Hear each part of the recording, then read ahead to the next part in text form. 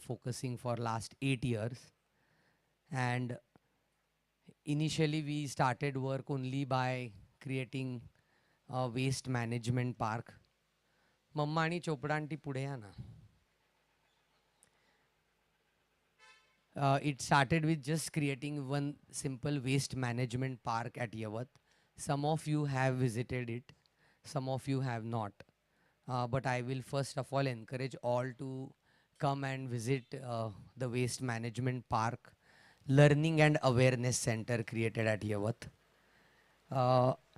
But it has been a journey of exploring ourselves in the space of sustainable growth, true sustainability in urban, rural, industrial, and individual aspects of lifestyle. And then soon that waste management park, which was meant for Pune or a citizen from urban space, then got more elaborated that what things and difficulties come in rural lifestyle and related issues. And we started working on rural sustainability. And soon after that, Shashwat Bharat Krushi Rath kind of a project came up, Sustainable Farming and Rural Entrepreneurship Center, where we are promoting rural entrepreneurship and sustainability. And similarly, work started happening on industrial space, because we come from industrial background and we produce a lot of waste and we have a lot of sustainability issues in entire Indian manufacturing sector at large. So a lot of work happened on that. And then our little individual lifestyles where we can also make a difference to carbon footprint, minimize it, make planet a better place to live on, etc. But in that entire initiative, we have been following a lot of people, learning from a lot of experts. We have some of them here today. We have Dr. Saraf here, who is a great water expert. We have Amol ji, who has been in agriculture field for more than 25 years. And same way, I got connected to Andrew Millison by listening to his online sessions on permaculture. And today he's going to talk more about it, so I'm not getting into what permaculture is or what sustainable systems are. But I was so inspired by the way he explains things. It was so simple through his 2, 3, 5, 7 minutes videos, and that changed a lot of perspective to look at many things what we have been doing. And yesterday when he was at our premises at our warehouse, I actually told him that a lot of design thinking what we have done here is taking inspirations from your videos. So I'm just going to request all to just give a applause and welcome Andrew to Pune. This is his second visit to Pune. Andrew, please join in. Thank you. Thank you. Hello, hello, check. Thank you, Nan. So in a way, okay, it's a very homely kind of a setup and event for me. It's just some people I know very well who want to do greening work, who want to work for environment sincerely, and they are doing some work from all different parts of life. They are coming here and I've invited them here, and wish that we together also do a lot of activities for our beautiful city. And Eco Factory Foundation absolutely is always ready to be part of any ecosystem, work together if we are seeing some positive and green results to happen. So I'm just going to brief a little bit about Andrew, and then we'll hand over the stage to the green man of the day. Okay, so I was just saying that he comes from Oregon State University. Actually, he has founded the Department of Permaculture, and he will tell about his story a bit later on, that how he felt it is a sensible thing to do. He has got more than 2.5 lakh followers on his YouTube channel, which is fairly a new channel and spreading very fast globally, and very interestingly for me in India. He's got huge following in India. People in India love his videos. And he had no as such intent because they are in English. They were meant for a global audience. But somehow Indians have a very strong connect with him. And same was with me. So I have been writing to him that Andrew, we are doing this, and he said, Anand, I am coming to India. And last 3 years back, I think he came first time to Pune, and I said, would you like to see what we are doing? Please come and understand our work. And since then, he trained our people, he trained us, he gave his perspectives of sustainability. And then again, few months back, he said, Anand, I'm again coming because I think he's filming Isha Foundation work. He was there in Chennai, Coimbatore, and then he's filming Pani Foundation work. Last time also he's filmed them, and we were blessed that he wanted Eco Factory Foundation's work also to be filmed and share the work to the global audience. Once again, Andrew, I welcome you here on this platform. Uh, I have almost made you meet everyone, so you know the most of their background, from where they come and what they are really doing. But a quick question, one question I just wanted to know, and I had penned down, and then I'm giving it to your presentation here. That what, just tell me about your journey and what really has got you in this sustainable lifestyle or growth journey. Well, I grew up in the city of Philadelphia, so it's the east coast of the United States, very dense city, and I grew up as a city kid, and I did not know about farming and about ecology much. And as I grew up and I became a young man, I became aware of a lot of the problems of the world, a lot of the problems of population pressure and deforestation and water pollution, air pollution, all these things. And I became overwhelmed, actually, by the fact that I really had no idea how to survive. That I felt like I was just in this machine, and if the machine stopped working, I had nothing. I didn't know how to live. I didn't know how to grow my food. I didn't know where my water came from. I didn't know what any of the names of the plants were around me. And so, so I went out kind of searching, and I wandered around quite a bit around the United States, and I ended up finding permaculture as I got out to Arizona, out to the desert. I found myself in the desert, and I was introduced to permaculture, and at that time, I went to a college where they taught permaculture. And at that time, I realized that that was actually the roadmap.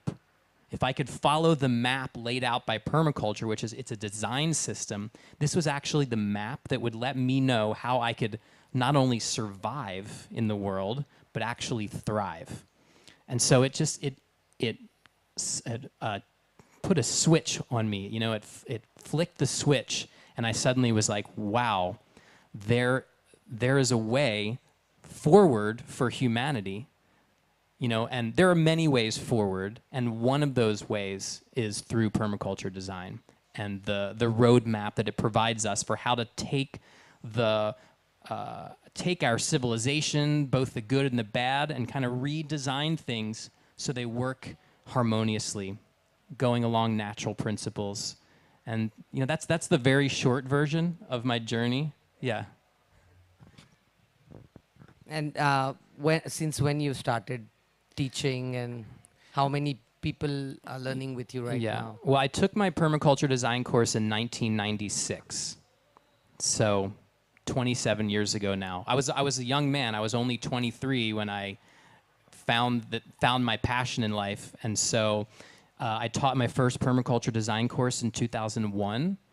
And so now here we are, 2023. I've taught thousands of students. And I've developed, as I'll show you, I guess you could probably put this first slide on, because okay, perfect. I came to Oregon State University. Oregon State University was not looking for a permaculture instructor, right? Oregon State University is an agricultural college located in the Willamette Valley in a fertile farmland area of Oregon, 45 degrees latitude, so halfway between the equator and the North Pole. And so when I arrived in Oregon after living in Arizona for 14 years, and I came there, and a group of students at Oregon State University, they had formed a permaculture club. And there was one student in particular, a very feisty young woman, who decided that Oregon State University was going to have a permaculture course, and I was going to be the teacher. Okay, and this was 2008. And so she lobbied the university. She got signatures from students, and they came to the university, to the horticulture department. They said, "We want a permaculture class." And so the university said, "Okay, we'll try this out. We'll come up with the funding for a class." And so we had our first class. It went very well. And then the students actually came up with support for the next year, and they said, "We want to support this." And then I was approached by the state of Oregon to put on a big course and a conference for the state agency that builds low-income housing. And so we put on a big event there, and just the ball started rolling. And now, since 2011, we've been developing our online courses. And that's kind of how you heard of me, is because my focus since 2011, which now 12 years, has been putting out online courses, online content, with the goal of really creating free content that can be accessible to people worldwide, to take away the cost associated. You know, typically permaculture courses were expensive, and it was sort of reserved for people who had economic means. And I really wanted to take the paywall away from that and make it accessible. So we had a free online course, a massive open online course, where we had 45,000 students from over 100 countries join. And that sort of opened the floodgates to really my attempt at like taking it mass media and putting out high quality, easy to understand educational content for whoever was wanting to access it. Yeah. Amazing. I think I would like to allow you to start your Okay. presentation. I like to go there, and I'm equally excited to see what you have for us here today. Great. But in between, I might interrupt you to translate some of the things in Hindi for some members who are here today. Okay. So do allow me that. Excellent. And I'm happy to be interrupted with any questions that anybody would Thank you like so as much. well. So I'm joining. Please continue. All right. Okay, so thank you all, and thank you, Anand. It was a real pleasure coming here 3 years ago, and I was so impressed, especially by the warehouse, zero carbon, zero water, zero waste warehouse, that I said, next time I come back, we need to come and we need to actually do a video with Anand, and we need to share this warehouse with people outside of just the Indian business community, because I think there's a tremendous amount to learn from the work that's been done here by the Eco Factory Foundation. So as you can see here, I'm the founder of the Oregon State University Permaculture Design Program, and I also have I put out a lot of information on YouTube. So are you seeing? Yes. So this is my third time in India, and each time I came here for the International Permaculture Conference for the first time in 2017 in Hyderabad. And at that time, I realized that India has a very special situation with the type of earth repair projects that are going on. In that, I mean, I've done a lot of research. In a sense, I'm an academic, and I've researched what are the projects going on around the world that people should know about. And I have found in my studies and then journeys around India that there is a scale of project going on here that really is unparalleled anywhere else in the world, right? And so, so back in 2019, 2020, I came with the goal of making a series called India's Water Revolution. And we made these 8 episodes. The first 2 episodes are with the Pani Foundation. And to some degree, even though the Pani Foundation is very well known here in India, Pani Foundation was not well known in the rest of the world, partially because a lot of the material, a lot of their promotional materials are not in English. And so I felt it was one of my works was to actually translate and communicate this work to the rest of the world. So the first couple episodes here, Solving the Crisis in 45 Days and the Biggest Permaculture Project on Earth, that's Dr. Avinash Pol there on those thumbnails. Both of those videos have had over 1 million views and sort of spread the work of the Pani Foundation out into the wider permaculture and sustainability world. Then we went up to West Bengal and worked with an organization called DRCSC, that works with tribal communities. That's Ardendu Chatterjee, works with tribal communities, the most marginalized communities on the most marginalized lands, right? So very good work. Then we went down to the Aranya Farms and really India's premier permaculture organization, Aranya Agricultural Alternatives. And I did a couple videos with them, Permaculture for Wastelands and Rescue for Dying Farmland. They're working in Telangana and Andhra Pradesh. And then we went to Chennai and did a story about someone who, this young woman who, their family restored their water table there under their house, even in the midst of very severe drought. Then Oroville, 50 years of permaculture. And then I also am really interested in looking at ancient water systems that are still being used today or that are being restored. Because a lot of times, our ancestors actually had all of the answers. We've just let their good work go into decay. And so the last video of this series, Ancient Canal Reborn, was about it's near Zahirabad in Telangana, and it's about an ancient underground canal, irrigation canal that's being restored. So these are the stops that I'm making on this tour right here. And so 3 of those stops actually are in the Kaveri watershed, the Kaveri Basin. So we started off in the Kaveri Delta, looking at the ancient irrigation canal system that was created by the Cholas thousands of years ago, and looking at how these irrigation systems are actually still being used and have been improved upon to take the delta and spread it out over a very large landscape to create one of the rice bowls of India.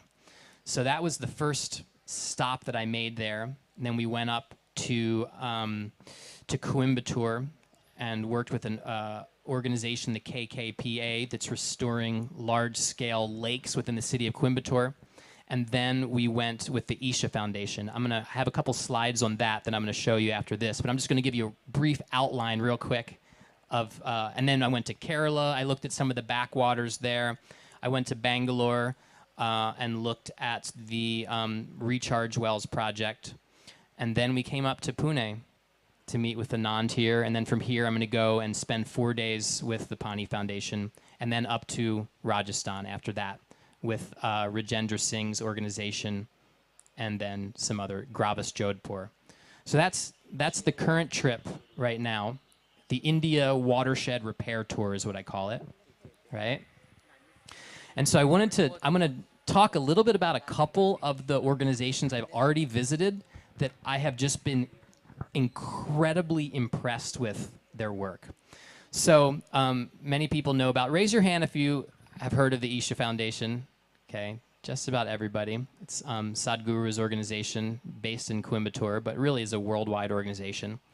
And I had heard about their tree planting efforts. And I had heard that they had broken the record for the most trees planted in a short period of time in history.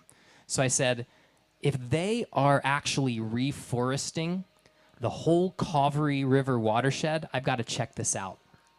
And so I went there and spent a few days traveling around with some of the young people who are working on this project, visiting various farms, visiting their nurseries, talking with their field agents. And I've got to tell you that I am solidly impressed with the vast amount of effort that they put in. Since this project began, they have distributed 84 million tree saplings in the state of Tamil Nadu, right? I mean, 84 million. That's a really impressive number. They have 25 different distribution nurseries. They have 4 different production nurseries. One of their production nurseries it's a 33-acre tree production nursery, and they believe that it's the largest tree production nursery in India. And you can see here, you can see all of these saplings here, and this is just at their location in Coimbatore. They're selling their tree saplings to farmers for 3 rupees a sapling, right? And they said that the only reason why they're even charging money is just to make sure that people have some investment in it. But just since April this year, they've distributed 8 million saplings to farmers. Now, the interesting thing about this project is that primarily they're producing timber trees, because they found that in order to stimulate people to actually plant trees, they need to have an economic incentive. And so they're creating a new industry that not only are growing these timber trees on the properties of these farmers. As you can see in the lower right picture, we're looking at we're standing in a patch of turmeric with a number of timber trees planted around it there. But if you think about all these trees that are being planted and then eventually harvested, right? There's also a great deal of forest that is not being cut down somewhere else. So it's not just the forest that is growing because these timber trees, but it is the forest that is not being destroyed to provide the timber for these farmers and other people that are using the wood, right? Now, through Oregon State University, I'm very connected to a lot of people that do high technology land surveys, land assessment, GIS, all of these high-tech people. So I had one of my students in the GIS that's taking a lot of GIS departments do some research to actually look at the change in tree cover over in the Cauvery River Basin since the year 2000, which is around the time that their project really got going. And you can see on the bottom there, you can see all of the blue and blue colors. All of those colors represent a change in tree cover, a positive change in tree cover in the last 22 years, or in the last 20 years in Tamil Nadu. So I guess what I'm saying is that I have access to the data that supports what this project is saying, that they're actually on a large scale increasing the tree cover.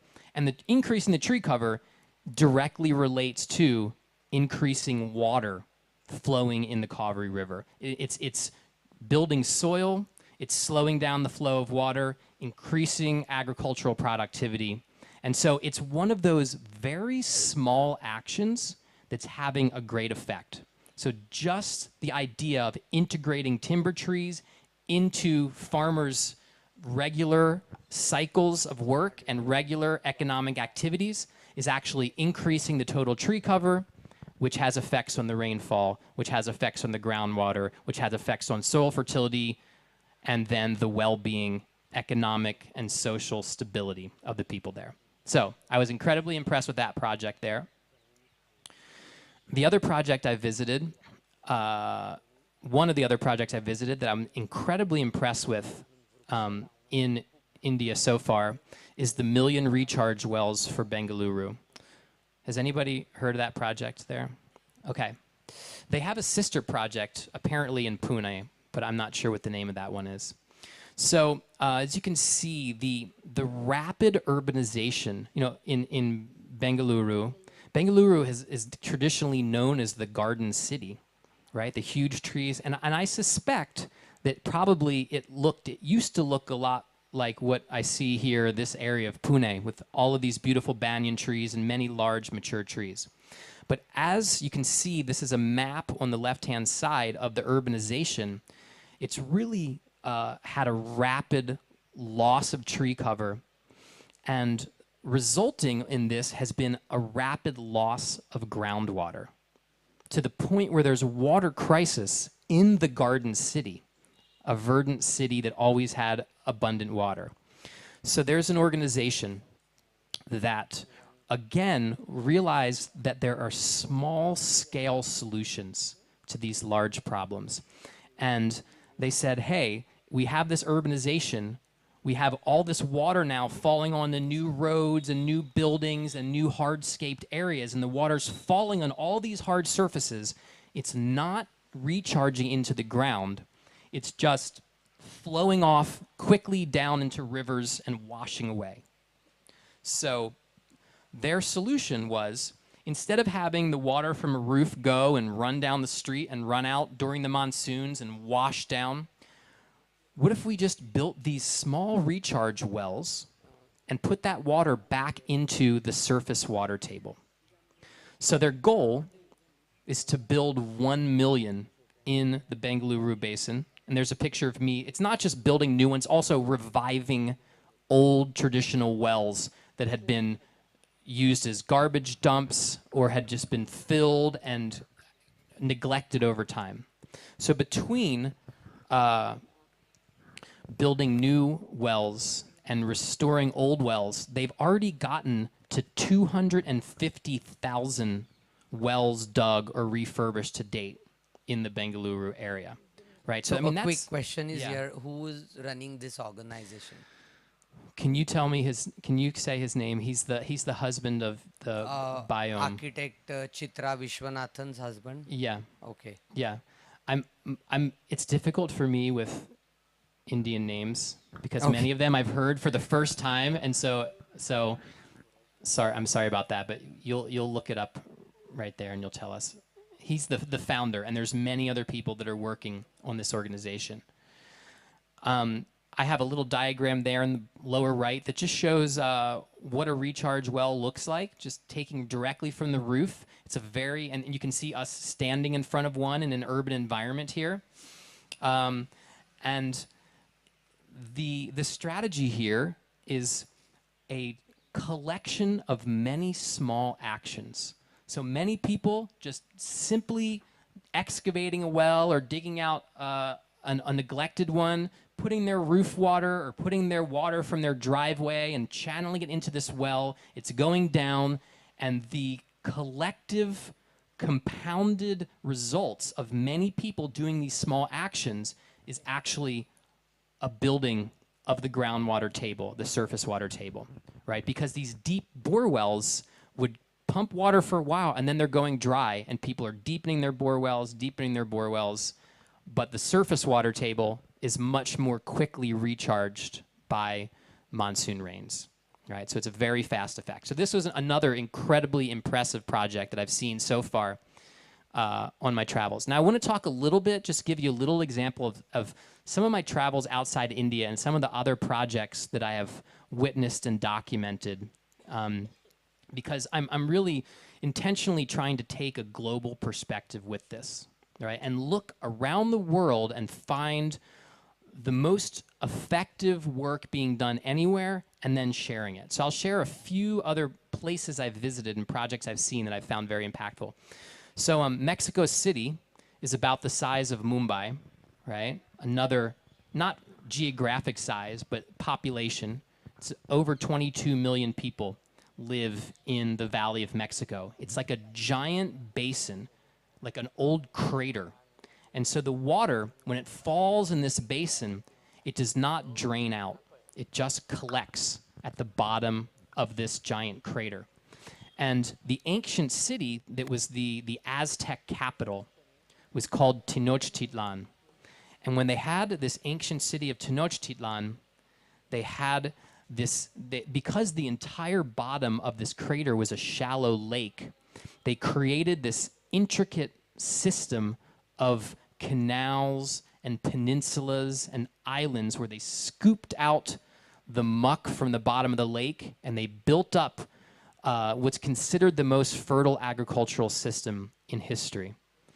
It's actually similar in design to a lot of the backwaters of Kerala, where you have many small canals going through these areas here. And so the picture in the upper left there shows the old lake footprint now, which has now been covered over by the massive mega city of Mexico City. And so I visited a project there that is actually restoring this old, there's one area of this entire basin called the Chinampas in a place called Xochimilco that is actually restoring this ancient system and renewing the fertility and renewing the agriculture in this area here. Because again, it's an example of a place where an old system has gone into a place of neglect, but the pieces are still there. And this is a good example for India. The infrastructure is still there. It just needs some care and rehabilitation to bring it back to a state of great productivity and abundance, right? So that was one great example. That's the video. You could watch that one. It's a little mini documentary. My most recent trip that I made was to Hawaii, which is a part of the United States, but it still feels sort of like a foreign country when you're there. And in Hawaii, they have a system called the Ahupua'a system. And the ancient land division of the Hawaiian tribes and families, they divided the landscape and the management of the landscape into watershed basins, right? So a watershed is the place where you have the top of the hill. On one side of the hill, the water flows one direction, and it's surrounded by ridges, and it creates a drainage basin or a watershed basin. And so the Hawaiians managed land in this same method from the watershed, managing it from the top of the watershed to the bottom of the watershed. And this is a similar pattern that I've seen in visiting villages throughout India that have been in the same location for a very long time. Oftentimes, the village boundaries of land and the common lands are in the pattern of the watershed. And so going and visiting and seeing how the Hawaiians, you can see in the bottom right hand, they actually, they partition the landscape into different elevational areas that they manage differently from the top of the mountains all the way down to the ocean. And so here I visited a project where the native Hawaiians are restoring their traditional agricultural system from the top to the bottom. And you can see we made a mini documentary on that one as well. Another recent place that I visited is in the Sahara Desert, the western desert of Egypt, right? And this is an area, I like to cover different climates, right, to see the solution. So we looked at, for instance, Hawaii is a tropical, wet tropical climate, somewhat similar to some of the more coastal areas of India, right? Mexico City is another very wet place, but I like to go to very dry places as well and see the strategies there. This area here in Al-Qasr, the Dakhla Oasis in Egypt, this area is so dry that the last time that they experienced measurable rainfall, it was 13 years ago.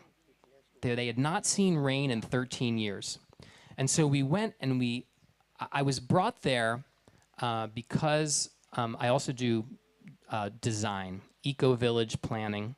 And so there was a group from Cairo that wanted if you to... wish to come here and also show, it's okay. We will bring your laptop here for you. Okay. Would that be better? Somebody please help to get the laptop. No problem.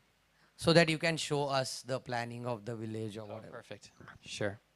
Okay, I'll just put that right here, and you guys can see the screen when I switch it. So we were called, I was called by this group from Cairo, Egypt, who had bought this land out in this remote oasis. Now, you have to understand, Egypt is a very narrow strip of land that is cultivatable. I mean, there's the Nile River. It's 3% of the landmass of the country. 100 million people live in this 3% of the country, right? They can't spread across the land because it's so arid. So I was called in, and the main documentation of a video that we made of this was just the giving you the site analysis perspective that permaculture provides, right? So to evaluate a harsh area like this that's all fed by ancient groundwater that's been sitting under the ground for hundreds of thousands of years, right? Or in this case, even up to 1,000,000 years, they've dated this water. So they're pumping this water out. It's not being renewed because there's zero rainfall there. So, in this example, we looked at how do we create a modern eco-village that is taking the same practices that the ancient people were living here for thousands of years. This area is actually before the pyramids. Some of the ruins here are older than the Great Pyramids in Cairo. And so I'm going to just turn back to this, the previous slide for 1 second here, just to show you. Just go back to the previous slide for 1 second. This is the ancient village here. This is a 1,400-year-old village that they built out of mud here. That's built to withstand the incredible sandstorms that they have here. So this is an area that, it's interesting going to areas like this because places like this make the Thar Desert here in Rajasthan look like a very hospitable place, right? So that's one of the values. It's one of the values of going to places that are some of the harshest places in the world. Okay, so I'm going to go back to this other slide. No, the other direction, please. It's going. Yeah, there you go, right there.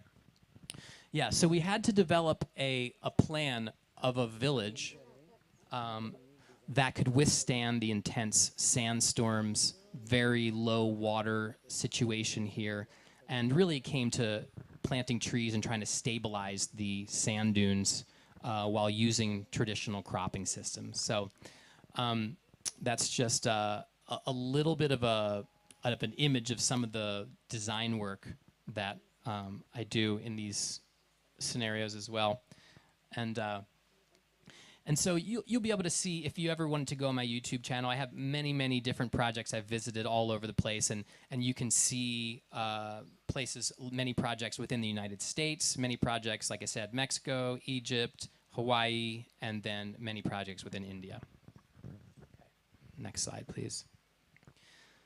But what these all have in common is this perspective of seeing the world from a watershed perspective. Right? It's a change in our perception of land, because we've made a big mistake. Humans in modern times have made a big mistake. And next slide, please. Nature has its own patterns, right? So this is the vascular system of a leaf. And as we saw in the previous slide that showed the river systems of India, right? Nature has a way of organizing itself with these particular patterns that if we could just take a hint from nature and use these similar patterns, we would be able to design at every level. We would be able to design cities, farms, suburbs, everything better, right? Because you can see that the vascular system of a plant looks like the way that river systems drain. This is also the same pattern that we have in our veins. Thank you. I'll just stand for a while. It's okay. Thank you. It's the same pattern we have in our veins. It's also the same pattern that we have in the synaptic connections in our brain, right? This branching pattern that basically is how water and nutrients are distributed through a leaf, through a tree. It's how water and nutrients are distributed through our vascular system. But the fundamental flaw, in my opinion, of civilization, and you can say you heard it here first, right? When you leave here, you can say, I found out what the fundamental flaw is. The original sin. Some people say, like in the Judeo-Christian religion, they say the original sin was, Eve eating the apple, but I have a different original sin. The original sin was when we took a grid of land division and we placed it over this natural water pattern. So you can see here in this image, I outlined the red fence lines, road lines. This is in the United States here of property division. But below that, water, water does not care about human property divisions, right? Water has its own pattern. And one of the main challenges as designers in this world is just working around this error. Because every property that you come to that has a square around it, there's some other water pattern that may or may not be working harmoniously. And so a lot of times we're just trying to fix this fundamental problem. And so, you know, when we look at a city like San Francisco, for example, right? I don't know how many people here have ever been to San Francisco. A few people. It's known for its hills, right? And it's very steep streets, right? So all of these hills and steep streets, yet this grid of the city is laid over this natural patterns of landscape without regard to how this affects water flow, soil distribution, right? And many problems of landscape dehydration, right? And many of the issues that cities have, if you kind of go back, and flooding as well, flooding of low areas, which often are some of the poorer areas in the place. So you get economic disparity, maybe people, you know, like there's so many issues that we can tie back to the fact that we've placed this grid over the natural patterns of the watershed. So a lot of the greatest examples, and I'm going to show you a few examples that I feel like are shining examples. A lot of those examples, the base patterning of how they are placing things, they're placing houses, placing roadways, placing the whole infrastructure of a community, the brilliance of those designs is because they are responding to the actual water flow and the natural pattern of the landscape. Instead of trying to place an arbitrary grid or arbitrary pattern that does not have anything to do with the natural pattern. So this is considered one of the most brilliant examples of suburban development that is in harmony with natural patterns. And it's in California, in Davis, California. It's called Village Homes. And you can see here, this is the aerial now, and it's hard to discern because the tree growth is so great. But I'm going to point out a couple things that I'm going to show you now after this slide on the diagram. In the northern hemisphere, the farther you get away from the equator, the more important it is that you orient structures to the sun. So you get in the wintertime, when the sun is low on the horizon, you get sunshine coming into structures. At your latitude here in Pune, it's not quite so important, but it was very interesting for me, since I've been here, seeing the cold snap that happened up in Rajasthan, northern India, Delhi. Those are higher latitudes where having proper solar design would be a very big benefit for thermal comfort when it gets cold. So a lot of the designs you see from the United States are designed around the movement of the sun. So that being, all of these houses are oriented, these rows are oriented east to west, facing south, right? So just want to point that out right there. You can see all the tree cover. Okay. So a quick one here, Yeah. Andrew. Yeah.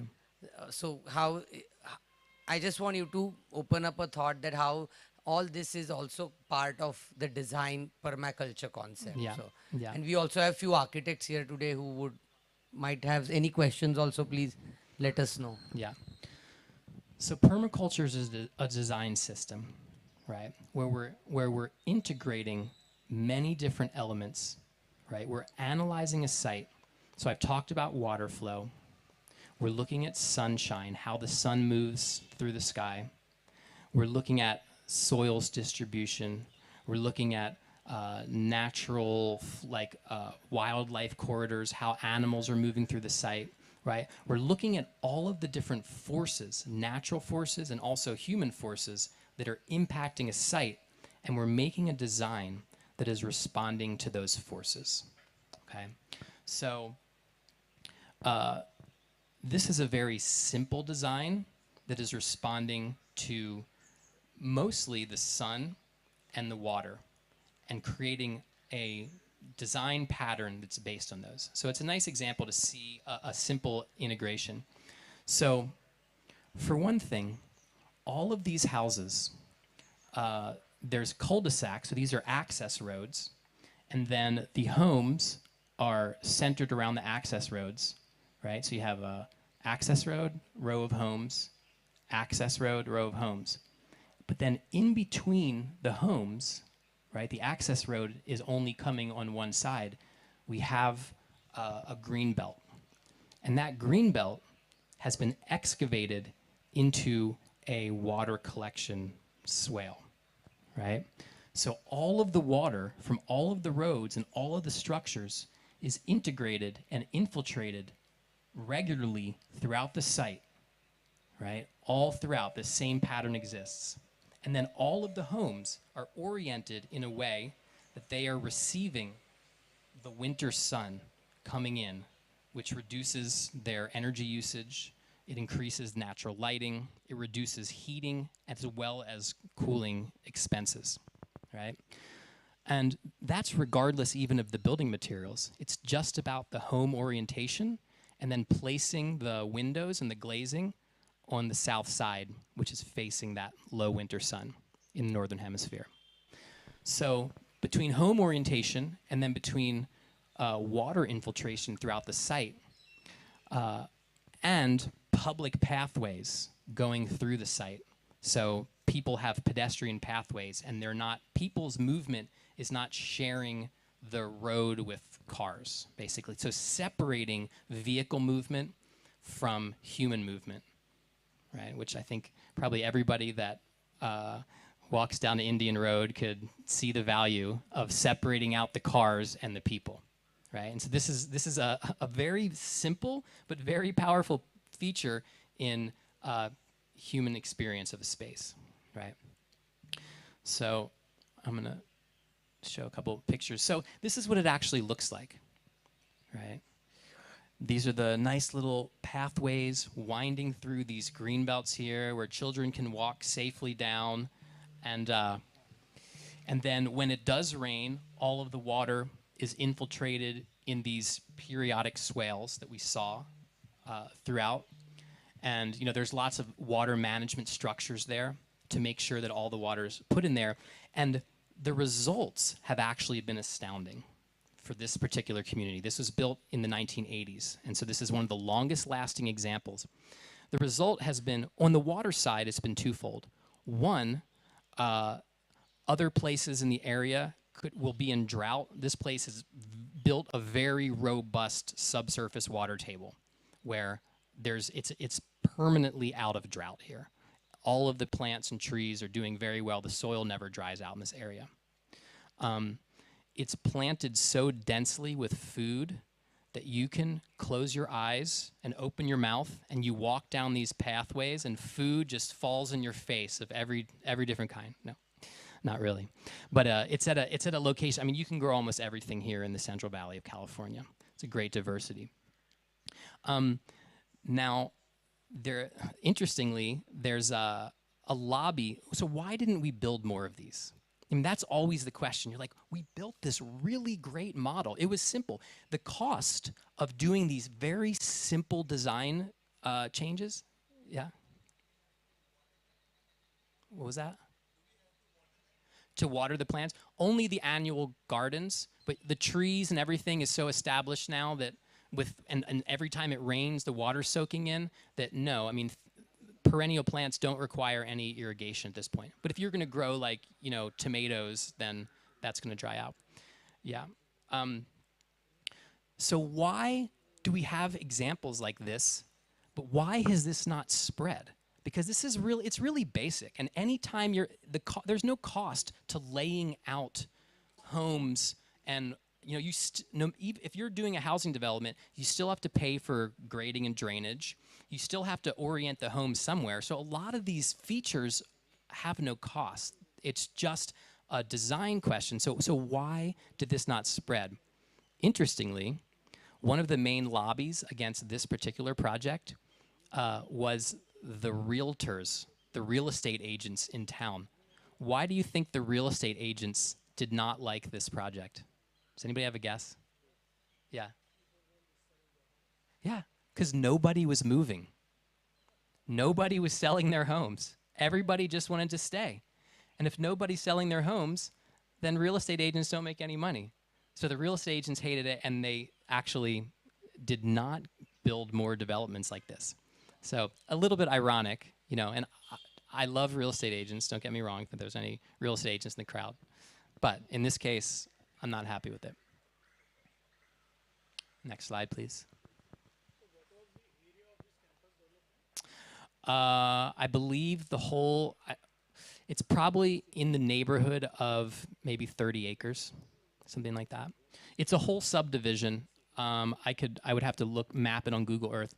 But also within that area, we found many urban farms, many gardens tucked in, and you know, to some degree, this community is held up as like the sort of utopian development pattern. So there's food gardens mixed within. They had small vineyards, right?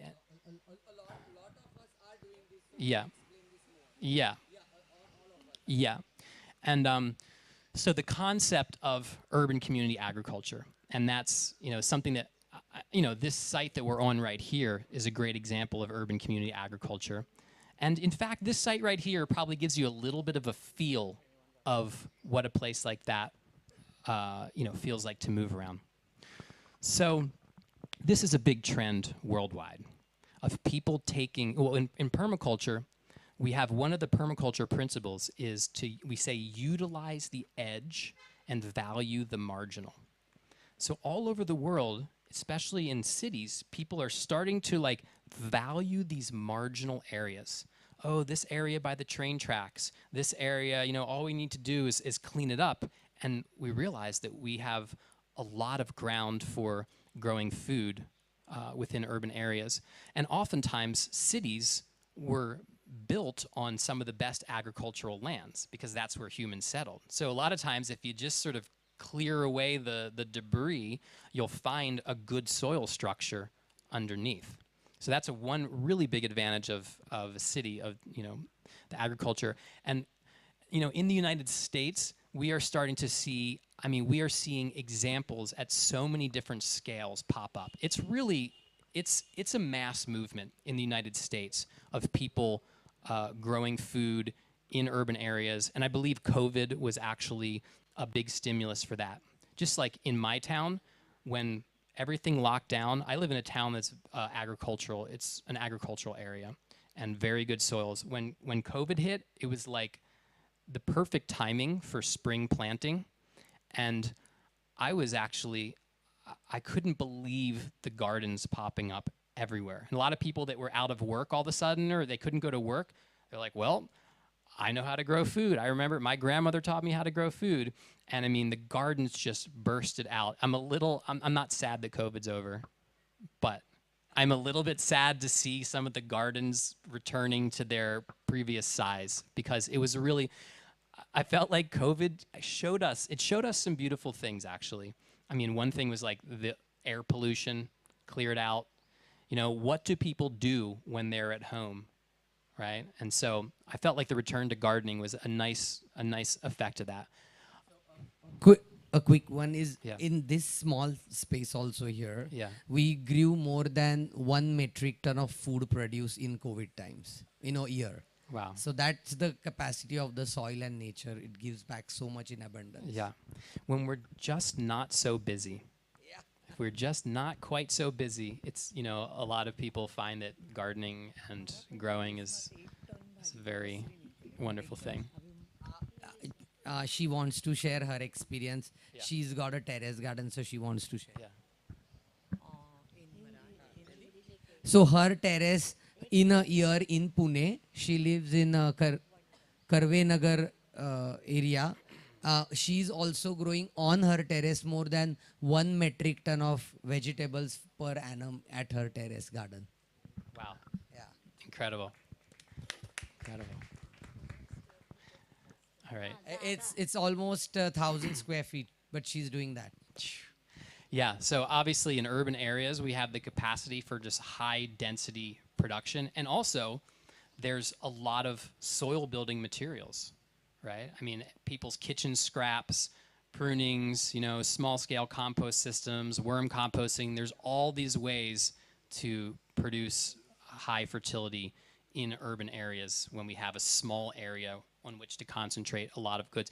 In fact, I mean, the eco factory, the warehouse that I toured yesterday with Suhana Spices, incorporating all of the waste material from spice production, all of the woody stems and extra leaves and garlic, skins and everything like that. I mean, when you take all of this waste, this garbage, and you concentrate it on agricultural areas, the urban waste stream, the capacity to have these high production farms in urban areas and the labor and the interaction we have, because if you're living in a place like this, you're looking out your window, you can look out of your apartment window and you can say, I think that tomato, maybe it'll be ready tomorrow. I'll let that one sit for a minute, or in permaculture we say, where do you begin when you're going to do a perma? We say you begin right outside your back door, where in slipper distance, where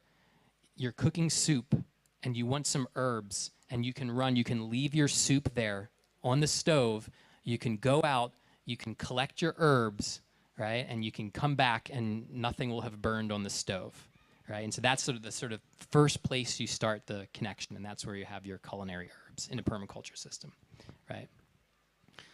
So can I ask a question? Yeah, sure. I'm right here. Yeah. So I think first of all, I would say the setting that we are seeing right now, it's an amazing, view from here, because you are actually in the womb of this banyan tree, and I'm just loving it. And my question to you is, when we are talking of large scale permaculture, how does the climate actually impact it? Because even during the lockdown stuff and all, of course, I have a very small garden, not in thousands, but 100 square feet, but still I can run for my herbs and come back. Yeah. So that is there. But I would like to know more about the climate impact on large scale permaculture. Thank you. Do you mean like climate change impact, Not really. or just the The climate? day-to-day climate change, Yeah. in the sense the seasonal Yeah. variations, Yeah. and the diurnal variations as well. Yeah. Well, the great thing about urban areas is, because of all the buildings and the hardscape and places where water is concentrated, you have a great deal of microclimates, right? So in any kind of urban area, you're going to have one side of the building is going to be cooler and shadier, another kind is going to be sunnier. And so, from the permaculture perspective, it's not just the overall climate, but when you're designing, you're looking for all the different microclimates around. And then when you're doing your garden, when you're doing your planting, when you're placing any feature, you're doing it based on all of these microenvironments. So it's so if you place a plant in its right microenvironment, then it's happier there, and it has some buffer from, like, say, the cold and night and day temperatures. Like for me at my home, I have a fig tree, which is a tree that does not like extreme cold, and I have it placed right on the south side of my house, so it gets that radiant heat. And so a plant or any sort of feature that is placed in the right location within a site is just happier and has more resilience. So I'd say that might be a permaculture perspective, to answer to your question. Is that good? Okay. Yes.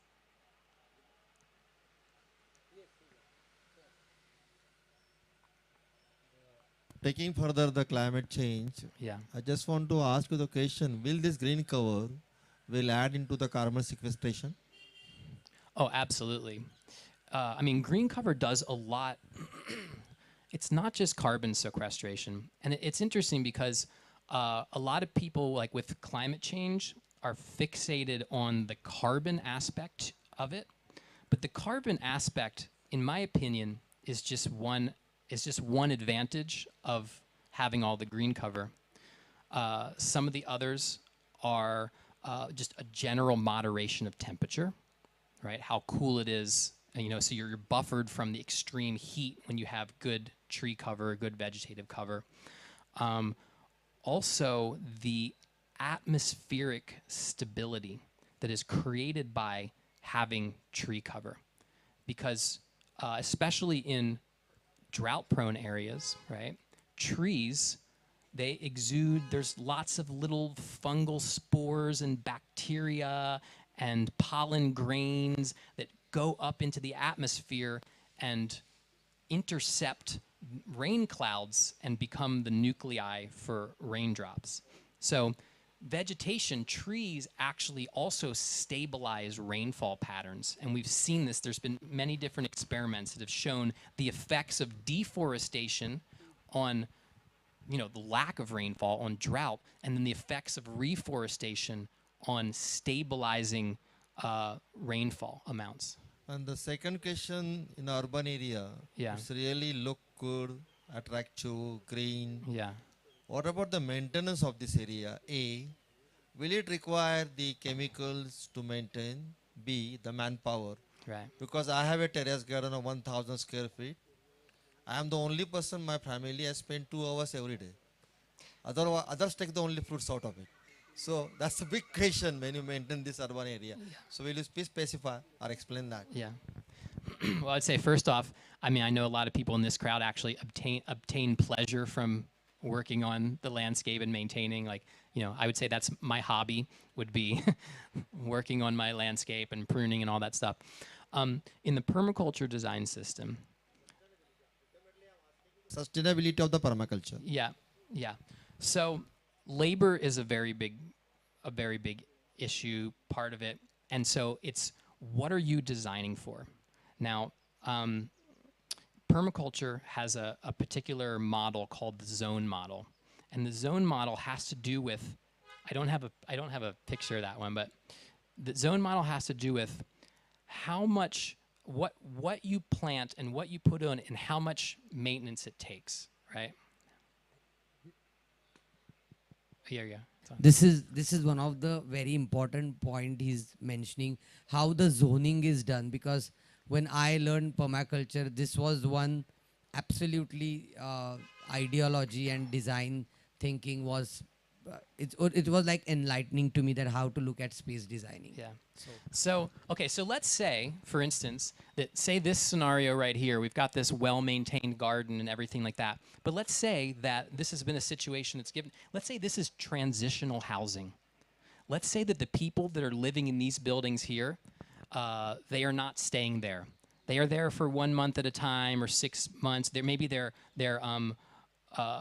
labor, like maybe they're temporary labor, or maybe they're visitors, whatever. How do you do permaculture in a place where you don't have a stable people that are living there that have some investment?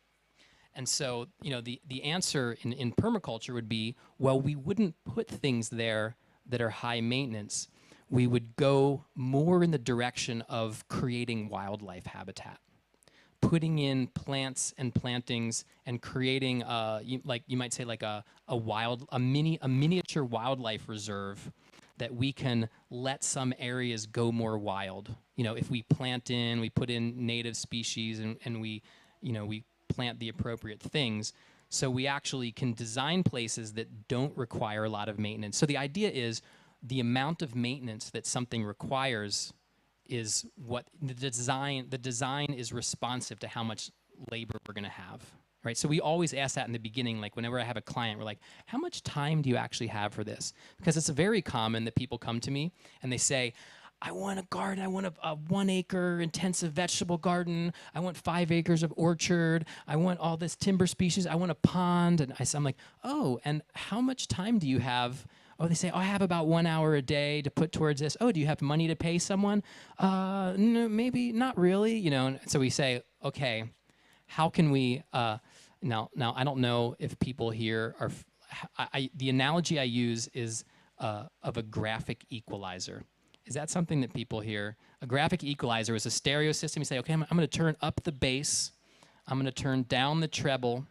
Right? I'm gonna, for when you're getting music balanced. So I think of that in a design. You say, okay, you don't have much time. Let's turn up the long-term high-value timber species, right? We're gonna put more of this space is gonna go into trees that are gonna grow very tall, and you're gonna harvest them in 50 years. In fact, they're not even for you; they're for your grandchildren, right? So we might put more of the space into these long-term, low-maintenance items, and say, okay, instead of a 1 acre garden, you're going to have a 1,000 square foot garden. That's about what you can handle, and we're going to put more of it into trees. So we like adjust the design based on the amount of labor that's honestly available. Yeah. Okay. So I'm going to switch slides here. So this is the buzzword in the United States right now. The buzzword is agrihood. Yeah, and this is transcended permaculture or anything. A lot of times I think of permaculture has kind of a subculture in the United States, but agrihoods have transcended culture, subcultures. Everybody, everywhere it seems, wants an agrihood, an agricultural neighborhood. And so I think this is a good model to think. And again, like the feel of where we are right now is the feel you'd have in an agricultural neighborhood, right? We've got gardens. So here's a few different examples I threw up. This one is just a drawing, but showing actually like high-rise apartments here, and then this. The courtyard here is agricultural. There's vines growing up the side of the hill. There's beautiful trees, orchards, gardens throughout. So even people in a high-rise apartment they come out and they can have this feel like, wow, I'm on a mini farm. This is a miniature farm here, This is a place that I have visited. I actually made a video about this place. This is in Portland, Oregon. This was a motel, right? Like a hotel. And this grounds is all parking lot and everything like that. And actually, it was a motel of ill repute, right? A lot of bad things are happening there. So this community of people, they bought this hotel, they turned it into a community where they live in. People took over the different rooms, and they take all of the waste material, they actually compost human manure, right? They do not export their own human waste. They have the only permitted composting system in the state of Oregon for human waste, right? All levels of it, okay? And they incorporate a lot of, like when there's tree services, a lot of the organic material from their surrounding neighborhood. And these people on this small lot here that was an old motel, they grow a spectacular amount of food. And they don't have any waste exiting their system, right? So it's kind of like this urban transformation that we can see here. And then, things like this. This is a plan for an agri-hood in California. This is more conventional looking. So this is why I say that the concept of agri-hood has transcended culture, at least in the United States, because a lot of people that want a very refined, very neat and tidy suburban life, you can still have that and have an agri-hood, right? It is not constrained by people's particular aesthetics, right? Because you can still have an agricultural area that's pretty tidy. I tend to go more towards untidy in my aesthetics because I like to let things get wild. I like to let shrubs bloom and plants get big, but that's my particular aesthetic. So if you just search agri-hood, go to Google and type in images, you are going to come up with pages and pages and pages of examples of this concept. And I think it's a nice one to introduce here as we're moving forward.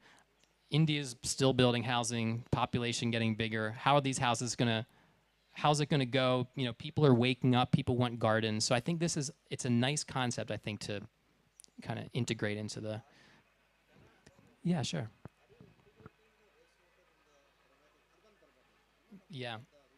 Yeah. Yeah. So a lot of these types of systems like this one, for instance, all of the wastewater, all of the gray water is all integrated into the landscape in Oregon through legal systems. There's a lot of different types of systems. Wait, you're the wastewater treatment. You're right. Yeah. So this is very it's very much a part of these systems, separating gray water from black water, and then treating just biological treatment, similar to what you did at the factory there. A lot of those types of systems are. I'm actually going to show you an example of that coming up here. Yeah. So I'm going to show you an interesting example, and I'm picking this one because this is a very dry desert climate. This is closer to the drier parts of Rajasthan, basically. It's about.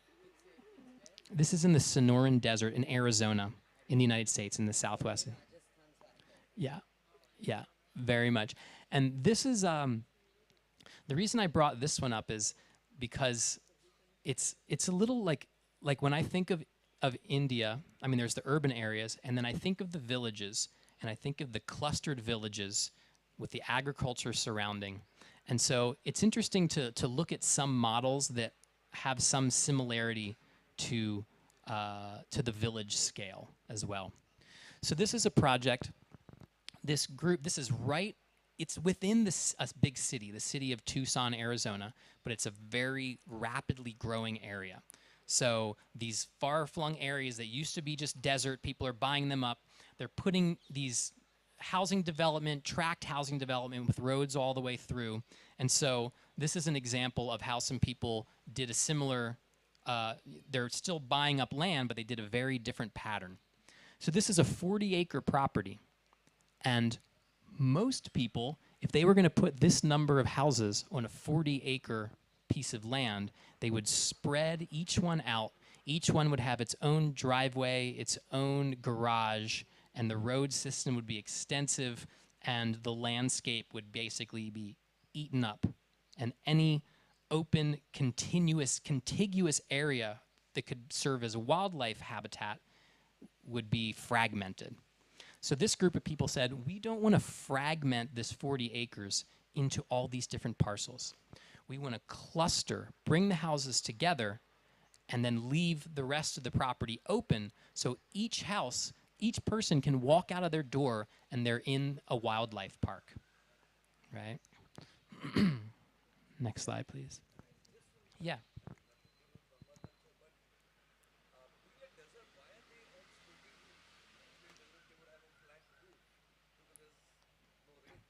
Yeah, well, they get enough rain. I mean, they get an average about 12 inches, which is like 10 inches, 25. You know, they still get like 250 to 350 millimeters. Yeah, and it's interesting. In America, people even in desert areas, they don't do a lot of flat roofs. People tend to slope the roofs, and I don't know if it's just the construction process. Maybe it's because usually the roofs are done of wood framing, so it might have to do with the materials and why people slope roofs so much. Yeah, but these are sloping roofs. And so this is an overhead here of the site, and you can see how the vegetation around the community there's trees, and then as soon as you get out there, you get more of what the natural desert looks like, okay? This is the road coming in, and there is, these are parking solar panels that shade them. So it's shaded parking. All of the vehicles come, and all the vehicles stay here. Nobody's driving up to their door. And then they're walking, and there's a series of carts here. If you have groceries or laundry, something like that, you can take it in with a cart to come in. But the little village itself is a pedestrian village. And that's a theme that we see a lot in urban areas. And again in India, you can see the value of that, of having like vehicles stop here, and this is people's space. Little children can run around safely without fear of being run down. And of course, all the other benefits, the noise, the fumes, you know. So separating out the cars from the structures is one thing I want to point out here. Yeah, so solar energy, this is a very, very sunny area. Over 300 days of sun per year. Okay, next slide, please. And so they designed the village so all the water from the roofs collects down in between those structures. And this is during construction right here. But this is, so the pathways come through here, and each area of landscaping is actually a sunken basin, right, separated out by the pathways. So that's the infrastructure that they put into the community, and then all of the rainwater from these roofs is then concentrated in the center of the community. Yeah. Such water ponds will they allow a lot of mosquito breeding or insect breeding, which can trouble the lifestyle? Yeah. This is a place where the water doesn't stay. It soaks in. Yeah, so this is a yeah, this is a well-drained area, and the rainfall pattern here, they have a monsoon. So this is why I kind of brought this up, because it's similar to the Indian monsoon.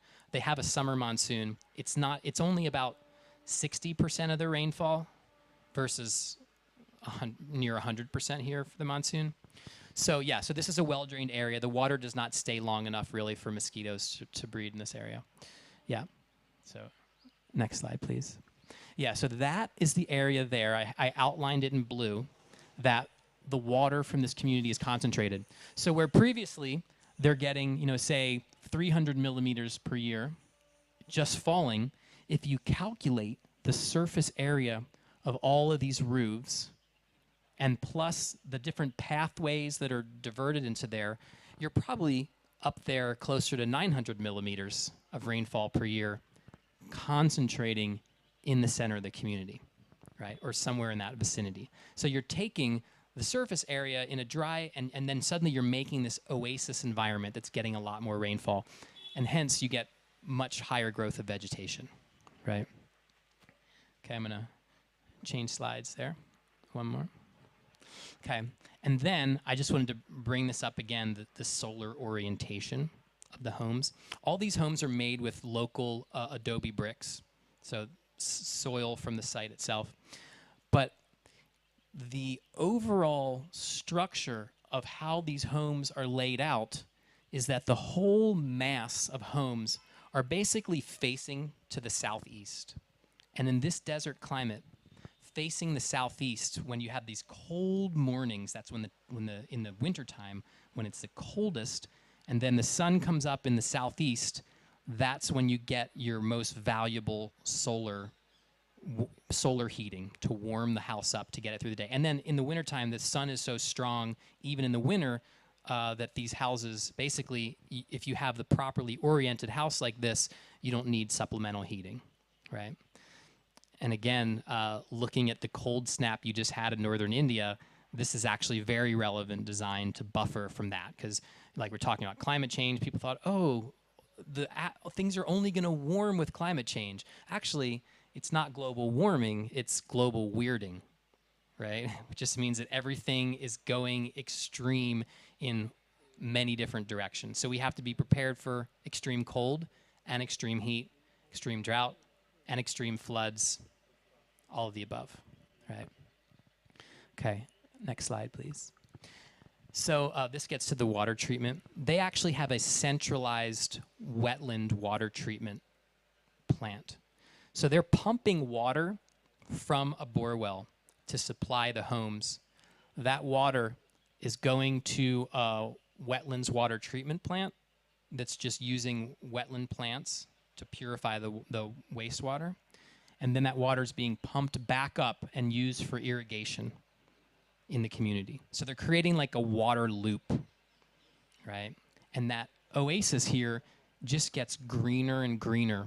And this shallow water table underneath there grows and grows. And then as these trees grow up, they provide more shade, beautiful microclimate. Next slide, yeah. So, this is what it looks like in there. Yeah, just a little snippet. And many food plants are growing in there, but as well as the desert plants in this area are very beautiful desert plants. And there's many like wonderful species of birds and butterflies and hummingbirds and everything. So it's a very vibrant natural environment here. And so when you walk through here, you're suddenly like, you're in some sort of fantasy land. I mean, it's very, very vibrant and beautiful. And yeah. Place. So this is outside of Tucson, Arizona. Arizona. Yeah, in southern Arizona, the Sonoran Desert. Yeah, yeah. And it was designed by some of my permaculture teacher was one of the people that helped design this. So I've actually originally visited this community when it was first built in 1996. So I've watched this community develop over, coming on nearly 30 years and watching this tree canopy develop here. And the interesting thing is when you have, so this is a native tree right here, when you have native trees and plants in a desert environment and they get just a little bit of extra water, they have a spectacular growth, basically. So it's very magnificent. And then, yeah, thanks. And then, when you think about what were the designers, no, this is fine. We can keep it on this one. Yeah. When you think about what were the designers of this community trying to achieve, the feeling they were trying to achieve was like a canyon, right? They created a canyon. I mean, the canyon walls are the houses, and the water's all coming into the center because when you're in a desert like this, where's the best place to be? The best place to be is in a canyon. So by their design, they actually created the pattern of a canyon in order to, make it very thriving and wonderful for the residents. So that starts to touch a little bit on the essence of permaculture, right? Is we're looking at nature, right? And when you're looking at nature, like I'm going to build a desert community. What do I want to create in this desert community? Say, I want to create a canyon, or wherever you are, like you're here in, this environment here, and you say, what is the essence of what I want to create? What can I create here? What sort of neighborhood or development or farm? What can I create here that really accentuates the best characteristics of where I am, increases the forces of nature, and also provides great abundance for me. Right, so these are some of the sort of the visionary questions that you'd ask yourself when you're going in with a permaculture design perspective. Next slide, please. So I wanted to just touch on Oroville for just a second. How many people here have been to Oroville? Probably a lot of people. In Pondicherry, right? And it's a global peace city, right? The Matra Mandir, it's got water from all over the world, sacred water brought there. It's a very interesting place. And it was developed quite a long time ago. The reforestation was done in this area, a lot of water harvesting. They've grown up huge forests and done lots of experimental architecture and also lots of ecological practices. But I just wanted to look at, this is their design, right? Yeah, this is the design of the community. And I'm not saying it's like following this design perfectly, but it's fascinating to me. And you might say, you could critique this and you could say, well, are they really working with the way the slope, or are they plopping down this, galaxy spiral onto the landscape, and there's probably a lot of conversation you could have about that. But the point is, that when we're looking to build and create this world that's actually going to be thriving into the future, we want to look at nature and we want to have foresight on how we can actually, create patterns that are conducive. Because like I said, the fundamental flaw of our civilization is the pattern that we put this grid of streets down over a non-gridded landscape. And we created ill effects from putting the wrong pattern down. So now we're trying to put the right pattern down.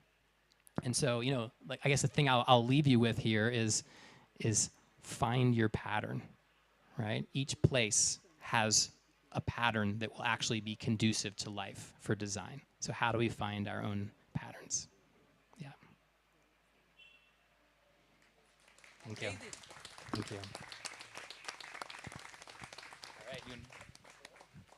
right. We may have some questions from anyone. I just want to, if anyone have questions.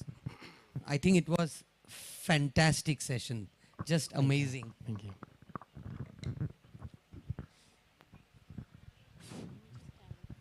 So Andrew, thanks for your inspirational talk.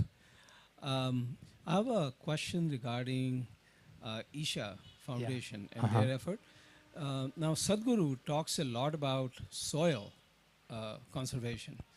And you have spoken a lot about water, not soil, but water. So can you sort of position these two things in a way that they are, let's say, somehow work together? Or have you missed something? Yeah, no. Actually, this is a question that I asked to the Isha people, so I have I have the answer directly from them. I said, well, okay, obviously you are saving soil by planting trees. Matter falling from the trees, you're building soil, you're stopping erosion, right?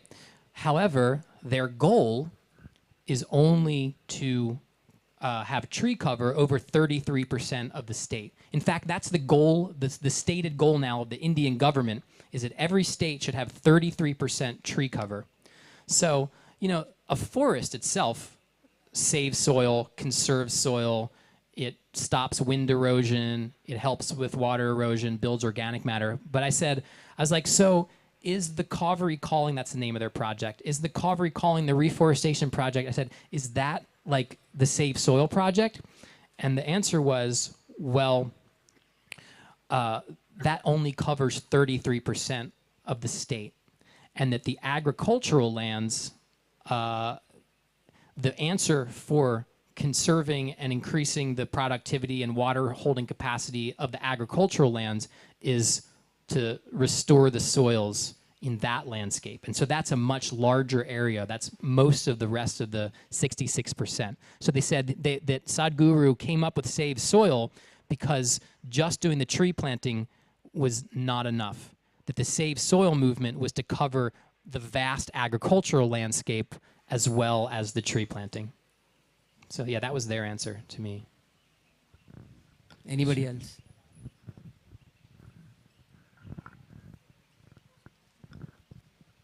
That was a wonderful like presentation. Being an architect, I can say that you've covered almost everything that is to be covered in design that we've learned in 5 years.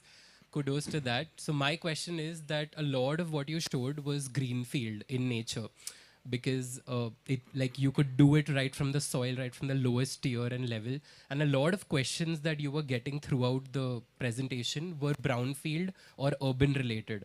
So we see landfills, like I'm from Bombay, I see a 22-story landfill in Mulund, 22-story high. It's 185 meters or something right now. And these are mountains full of waste. Does permaculture have solutions to urban problems like these? I'm not, because it's ultimately microclimate, it's ultimately about the environment that we've created. And you did mention that there are existing retrofit infrastructures, possibilities that can be done, because the biggest cities are built at the most fertile lands. So can you combine these 2-3 topics that you mentioned with what I'm asking? Yeah, well, I would say that I don't know if you've visited the Eco Factory Foundation's waste management park, but you definitely need to go, because Anand has actually demonstrated waste management and waste recycling at a. I don't know if you'd actually like to speak to that a bit, Anand, because yeah. So I want to talk in Hindi so everyone understands. So eco factory foundation का purpose ही यही है जो आपने actually बताया है, और हम उस पर बहुत काम कर रहे हैं, specially biodegradable waste management. What all possible ways we can really efficiently manage it if we have a smaller space, if we have a larger space, if the type of waste is too acidic or has a particular nature to it, what all solutions we can have which are very simple and replicable. All those are at display at the Eco Factory Foundation setup at Yavat. ये साल हम वो setup mobile भी कर रहे हैं, और वो सेटअप हम अलग अलग सोसाइटीज़ में लेके जाके अवेयरनेस भी बिल्ड कर रहे हैं पुणे सिटीज़ में. ऑलमोस्ट 32 डिफरेंट 30 से अधिक डिफरेंट टेक्नोलॉजीज़ है जिसका प्रचार और प्रसार कॉन्सेप्ट्स का, ना कि कंपनियों का, बट उन कॉन्सेप्ट्स का हम उसके माध्यम से कर रहे हैं. और जितनी जानकारी ऐसे लोगों को, एक्सपर्ट्स को मिलके मिलती है, वो चीज़ हम इंटीग्रेट करके वो भी लोगों को दिखाते हैं. तो ऐसे डेफिनेटली बहुत सारे सॉल्यूशंस फाउंडेशन दे सकता है.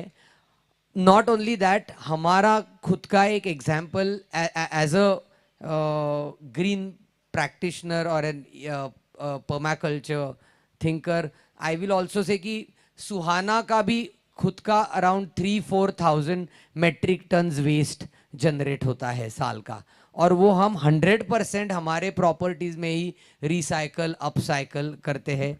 काफ़ी लोगों ने यहाँ के आके एग्जाम्पल देखा भी है जो काम एक्चुअली चल रहा है, और बहुत इजीली होता है. At some point you come where it is just, and it is all about putting nature at work. हम कुछ एक्चुअली करते नहीं है, जो भी चीज़ है वो माइक्रोब्स करेंगे, फंगल नेटवर्क्स करेंगे. So how you design the system correctly that you make sure the nature is working maximum for us. So that, and that's the main thing I think, Andrew, you shared in permaculture principles. You want to make sure that you use the elements from nature and efficiency, build efficiency in the system. That's what we are trying to do. An example you can definitely see there.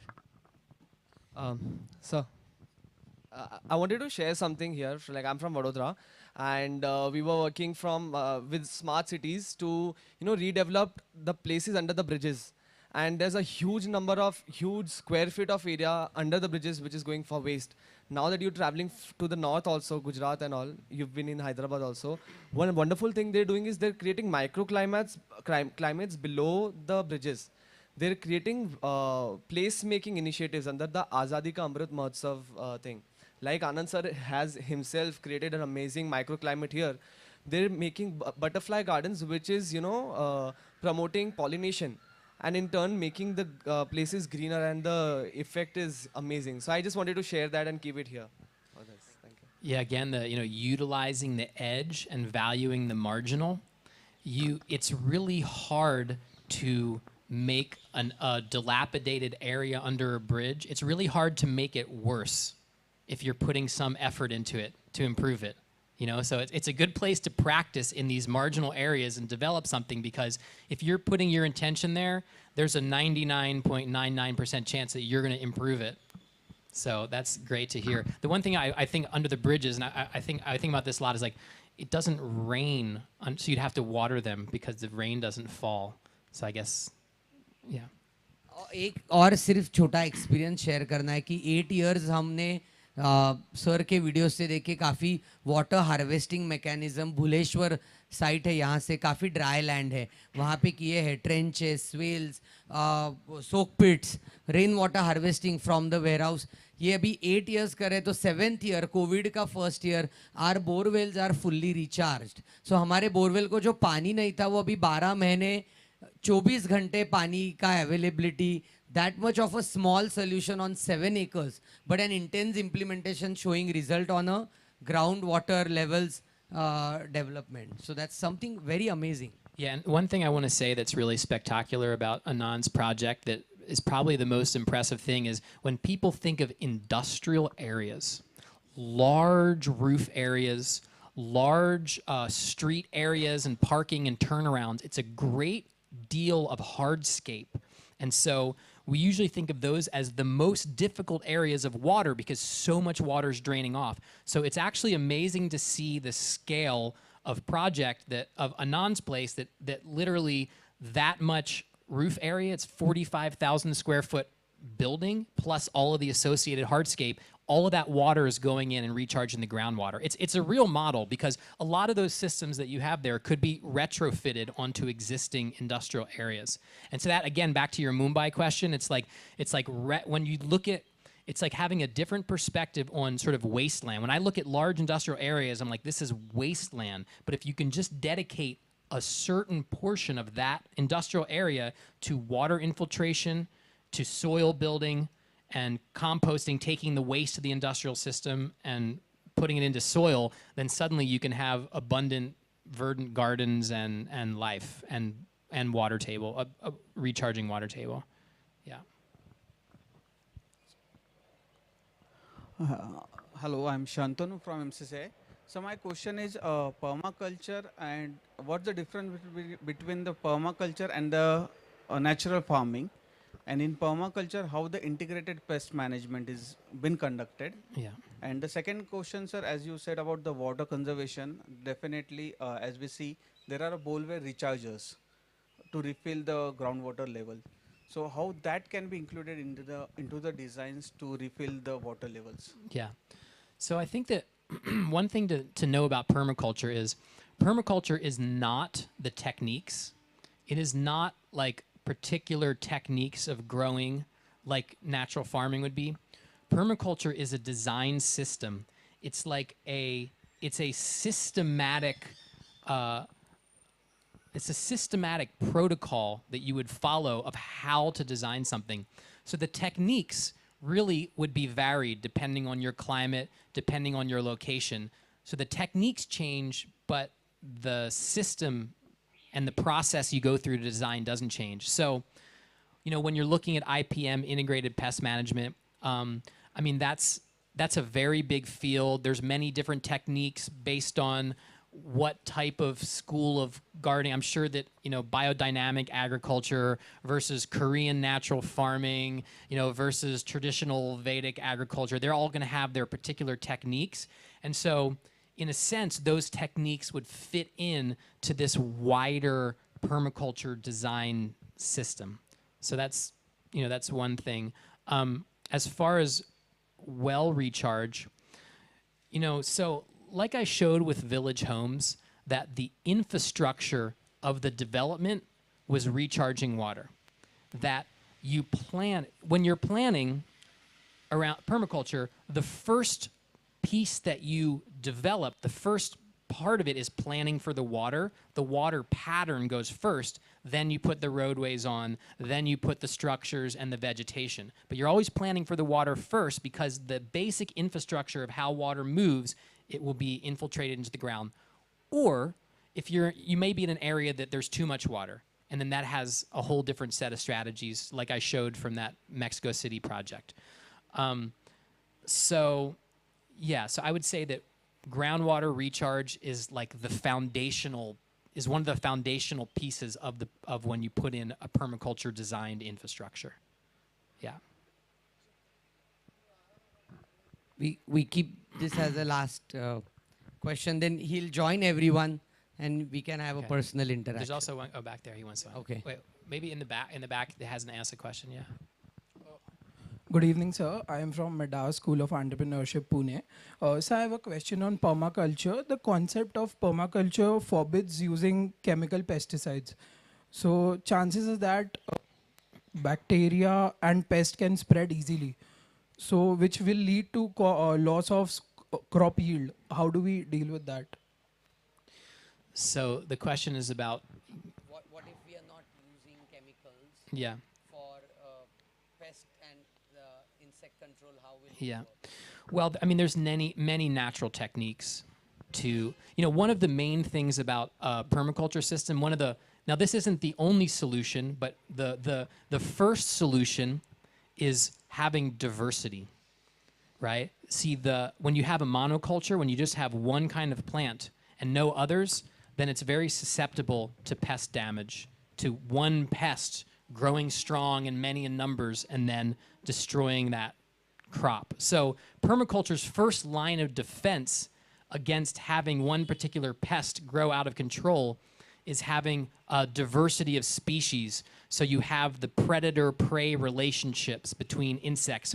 So a pest insect will have a predatory insect because of the different plants that you have planted around, and you create an ecosystem of protection. Now, certainly for any farmer, that can't really be the only solution. A lot of times a farmer has to have some sort of tools up their sleeve. So having biologically based pesticides is usually the tools up a farmer's sleeve that they will use. Yeah. I'll just add on to you. To Midas school students, I have just had word with Parag Bhai today, and you should come and also understand to Yavat, where we have a project called Shashwat Bharat Krushi Rath, and there more than 42 different biopesticide, bioinsecticide formulations are on display, invented by some great agriculture research scientists. So there is abundance available in nature to heal the plants from insect or bacterial or fungal attacks. It's like how Ayurveda has a lot of solutions for human body.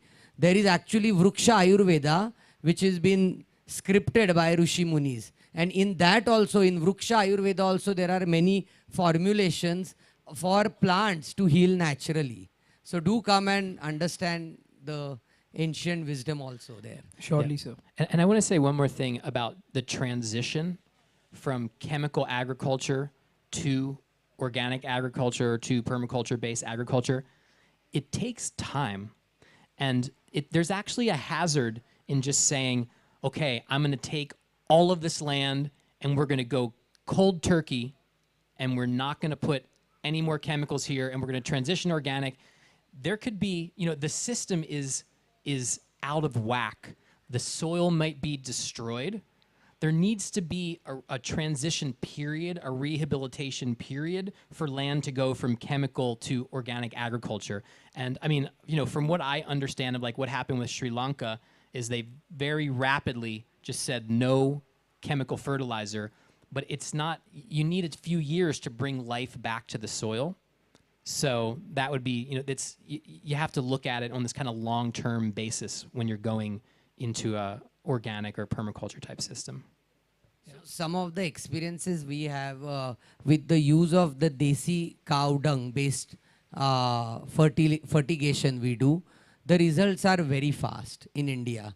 And also the biodiversity, microbial biodiversity is very huge in the soils because of the cow dung using and mulching. The results are almost from the first crop itself, which I'm seeing here. Yeah, that's excellent news. Yeah. Anybody else? Any questions? Or I think I will like to give a vote of thanks. And Andrew, it's been great. You're here. You're like friend and family. Family to Pune now, not just us. And I think what all you shared has given an amazing insights. And I'm sure all will agree to that from a very rural and large scale projects to a very micro city level project, how the design, permaculture design aspects are implementable. You briefed amazingly well, and I love the photo collection. And I wish we have you more often in Pune to interact with lot more people, students learning agriculture, that how the farm design thinking can happen. Because India is a country where